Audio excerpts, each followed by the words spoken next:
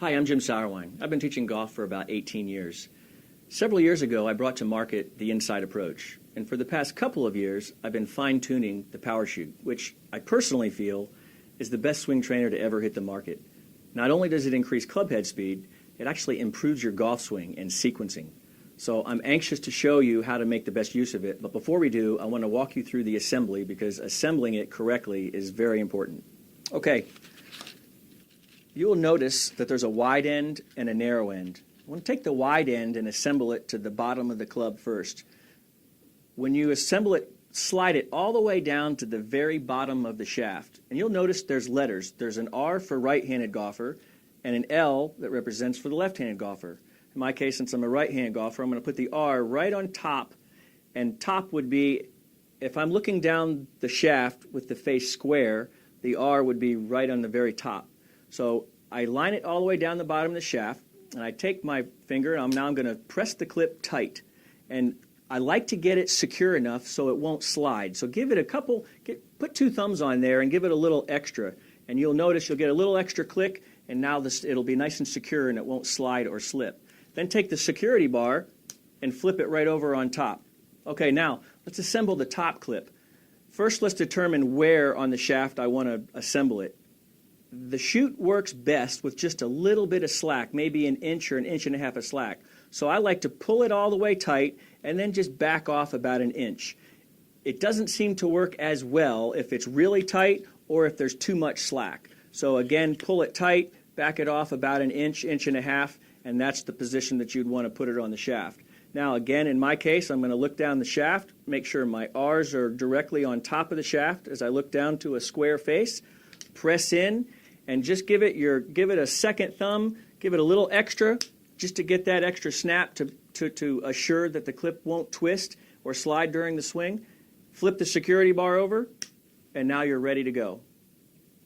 When you start to make swings with it, first pay attention to the wind. If there's a little bit of wind, you want to swing directly into the wind. The wind, if not, the wind will throw the chute around a little bit, and it might not engage or catch your drag efficiently. So it's ideal to swing right into the wind. In my case right now, I have a little bit of wind coming this way, so I'm going to swing into the wind. Facing the wind all the way to the finish. Start out easy and gradually pick up pace. And I want you to pay attention to what's happening with your swing. Again, this is important. Swing all the way to the finish. And as you start to swing this, the more you start to swing it, you're going to start to feel your body working. And sequentially, the body should be working from the ground up as it starts to move through. From here, my body, I like to feel the abs as you swing. And this would be a good thought. Feel your abs and your hips leading the way all the way through. Due to the resistance of the shaft, that's going to be much easier for you to feel. And the more you do it, the more proficient you're going to be at it. This is what separates a tour player from a recreational golfer, is that, you know, the tour player hits it so far and they look effortless, but yet a recreational golfer who might be physically as strong, they can't hit it as far. Well, it's obviously it's not strength, it's technique, and the technique is really just sequencing. And that's what this is so good for doing. I recommend swinging this regularly. I have no doubt that this is going to improve your golf swing. I guarantee it's going to improve your golf swing. It's going to increase lag. It's going to improve your sequencing. And all the above byproducts of that are you're going to now be able to pinch it off of a tight lie. You're going to have more speed at the bottom. Your consistency is going to be better. If the first time you swing it, after you take off the chute, a quick note about taking it off.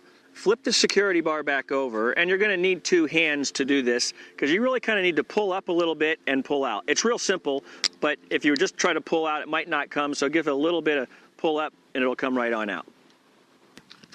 I will say to you, hold on and be careful because it's going to go. So be careful. I've seen people actually swing it so fast to the finish that they actually lose their balance and fall over because they're not used to having the club go through so fast and far. So just be careful with that, please. But you're going to love it. Okay, so just a couple key points just to remember. Make sure if you're a right-handed golfer that the R's are directly on top of the shaft. That's very important for the chute to function correctly. And again, when you make your swings, it's not how fast I want you to swing it out of the gate. It's just making a full swing to the finish. That's very important. As you become more comfortable with it, then you can increase your speeds. I hope this was helpful. We'd love to hear from you. Please send us your testimonials. I know you're going to benefit from the Powerchute.